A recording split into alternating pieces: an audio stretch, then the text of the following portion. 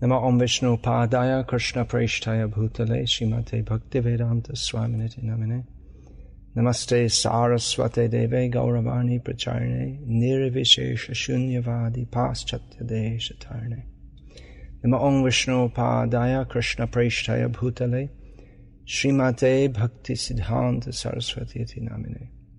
Srila Bhaktisiddhanta Saraswati Thakur, as can be understood from any quote of his, was not a person of this world. He was, as is described in the book Sri Bhaktisiddhanta, Vaibhava, he was Bhaktisiddhanta, means he was non-different from the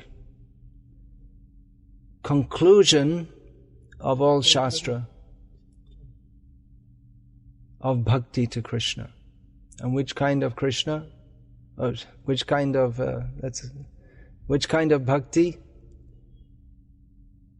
Shri Rupa Anuga Bhaktida. He is the giver of bhakti, given by Rupa Goswami, in the line of Rupa Goswami, which is Anya Bhilashita Shunya, devoid of any trace of personal desire. This was, is, and always will be his very being. When I said not that kind of Krishna, that also comes, I mistakenly said that, but that also comes within his teachings.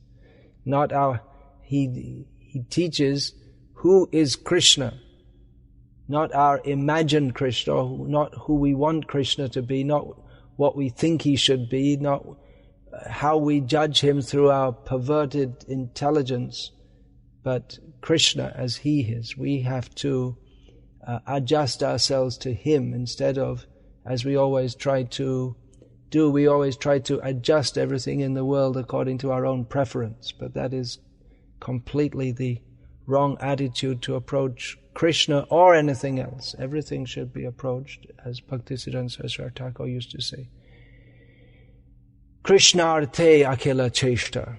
Everything should be done, said, heard, remembered, simply for the sake of Krishna. So this is Bhaktisiddhanta Saraswati Thakur, his teachings. It's not possible to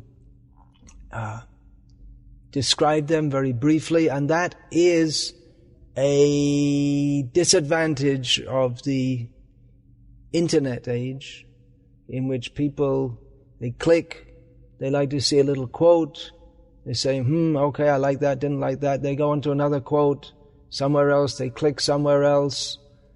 It's quick and not deep.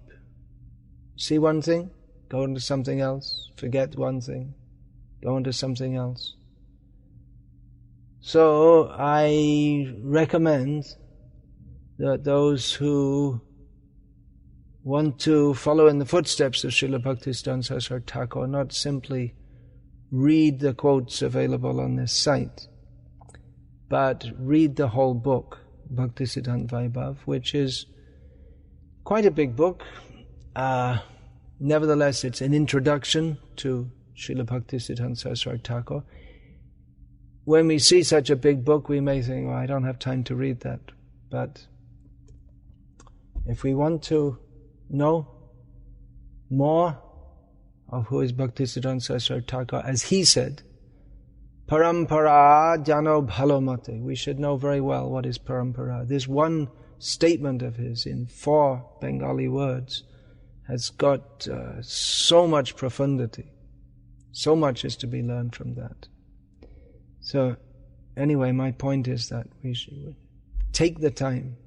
Don't be so rushed that your appreciation of Bhaktisiddhanta Saraswati Thakur is limited to a quote here and there on the internet. He himself took the trouble, spending practically his whole life, all the time, for him, first of all, the trouble to come to this material world, and then to speak and write continually for the benefit of us, conditioned souls. So it behooves us, if we actually claim ourselves to be his followers, to take the time and trouble to study what he has given, which I've tried to give an overview of in this book. Of course, as I also said in the introduction, his teachings can better be approached by most people in this age through the teachings and the books of his most prominent disciple, His Divine Grace A.C. Bhaktivedanta Swami Prabhupada. But then if we want at all to get more into the background of how Bhaktivedanta is on the background of Bhaktisiddhanta and how they are non-different, then I request that you study this book. Take the time, take the trouble. Don't take Srila Bhaktisiddhanta Saraswati Thakur to be so cheap that just by flicking through the internet we can understand who he is. Hare Krishna.